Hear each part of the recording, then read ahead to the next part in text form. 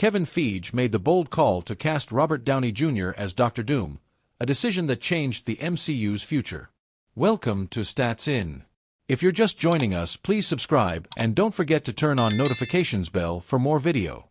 Jonathan Majors was on the rise of Hollywood stardom when one controversy completely derailed his acting career as well as his Marvel dream. The actor was all set to play Kong the Conqueror in the then-titled Avengers, The Kong Dynasty. But after he was accused of some serious charges by a former girlfriend, Disney and Marvel pulled the plug on his character. After this, The Kong Dynasty became Avengers, Doomsday, and Robert Downey Jr. was brought in as Dr. Doom to lead the project.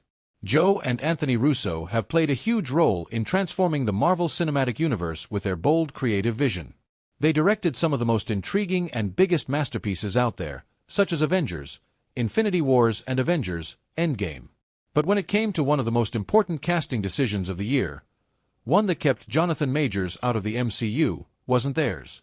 Now, the creative minds behind this movie, Joe and Anthony Russo, have detailed that the entire decision to cast Downey Jr. was not theirs at all. It was, in fact, Marvel president Kevin Feige who made the final call on the casting. Given that Downey had been the face of the MCU for over a decade playing Tony Stark/Iron Man, but after his character's death in Avengers Endgame, he wanted to reintroduce him in a new way. This was the idea that ultimately shaped the next phase of the Marvel movies, namely Avengers, Doomsday and Avengers, Secret Wars. In an interview via Omelette, the duo set the record straight and added that it was actually Kevin Feige who made the final call on casting Robert Downey Jr. as the new villain Dr. Doom. On the other hand, while fans were happy about this news, others felt a tinge of sadness for Majors as well. After his charges were eventually dropped, the damage to his career was already done, and he had lost one of the biggest opportunities of his life. In an interview via The Hollywood Reporter, apart from making some really shocking revelations, he also added that he is trying to look forward to other opportunities and reading scripts as well. In the midst of this, his movie magazine Dreams was recently released, and only time will tell whether the audience liked his comeback or not. Robert Downey Jr. is all set to bring the antagonist Dr. Doom to the big screens alongside the direction of the Russo brothers. And if the famous directors are to be believed, no other actor could have been a perfect choice for the role apart from him. While casting Downey not as Iron Man but as Doom sparked a lot of debate online, the brothers are pretty happy with the choice. Hence, they should have brought a fresh face rather than a returning star. Actors such as Cillian Murphy, Christoph Waltz, and Nikolai Coster-Waldau were the front-runners in this and could have embodied the role with the gravitas it deserved. In an interview via The Times, they made it clear that in their eyes, no one but Downey could play the role of Victor Von Doom. Anthony Russo added that he cannot explain how they will bring in his transition from Iron Man to Doom as, it's part of the story. But he also said that nobody in the world could play this character the way he's about to. While their confidence is definitely unwavering, fans have a different take on their response altogether. Many believe that Dr. Doom as a character is quite complex and formidable. Others believe that given his last role as Tony Stark, some might not be able to separate him from his iconic character. While there are a lot of opinions running wild on social media, only time will tell whether Robert Downey Jr.'s Dr. Doom managed to grab the attention of the audience or not. In the wake of the Russo brothers' directorial mishap, Kevin Feige is reportedly aligning himself more with the Avengers production. Welcome to Stats In. If you're just joining us, please subscribe and don't forget to turn on notifications bell for more video. It doesn't appear the MCU has any intentions to shift away from its studio-driven approach anytime soon, especially not with the upcoming Avengers releases due to the recent bombing of the Russo brothers' The Electric State. The MCU has mostly avoided giving auteurs the key to its releases and has often leaned toward directors for hires since its rise in the 2010s.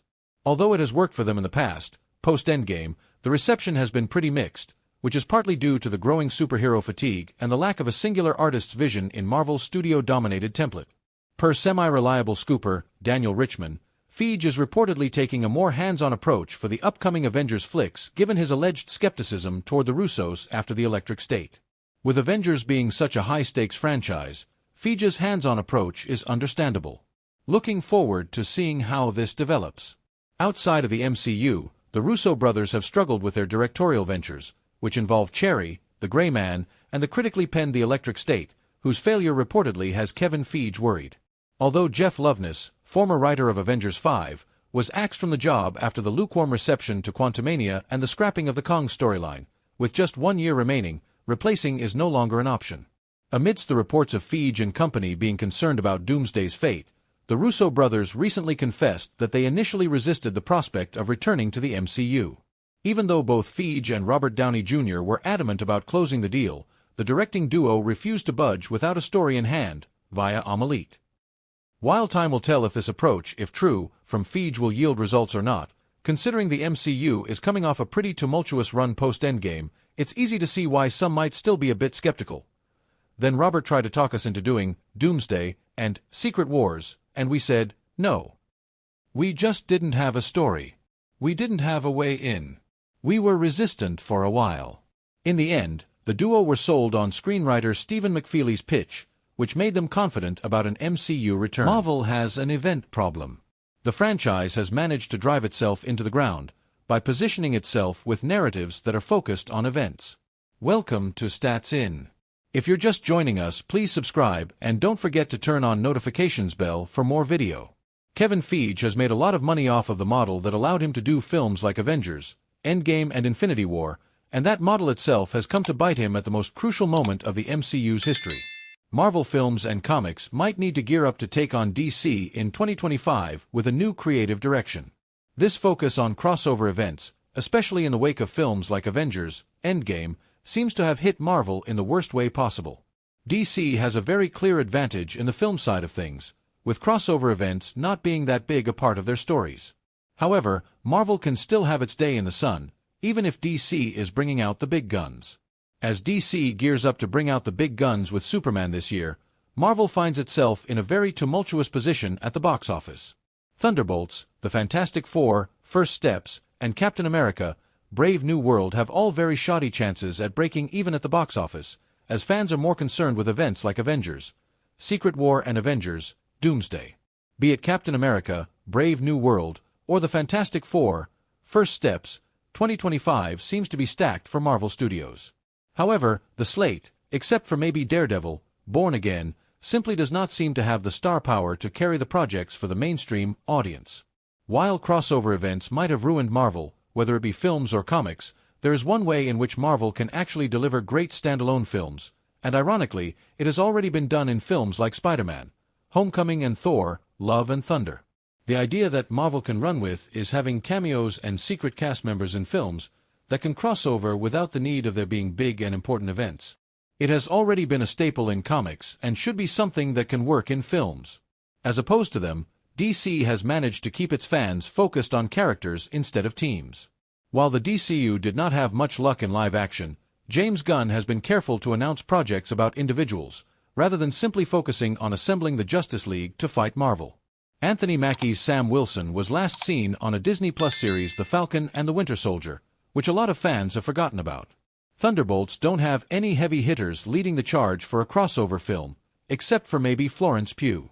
Daredevil, Born Again is perhaps the only series that is getting picked up with some hype, given that despite the character's long absence, he is the only character to have led a project of his own before in the 2025 slate of Marvel Comics. With Superman kicking off the DCU, Marvel might have to put its best foot forward, which really comes down to selling its iteration of the Fantastic Four to fans in the time it has left.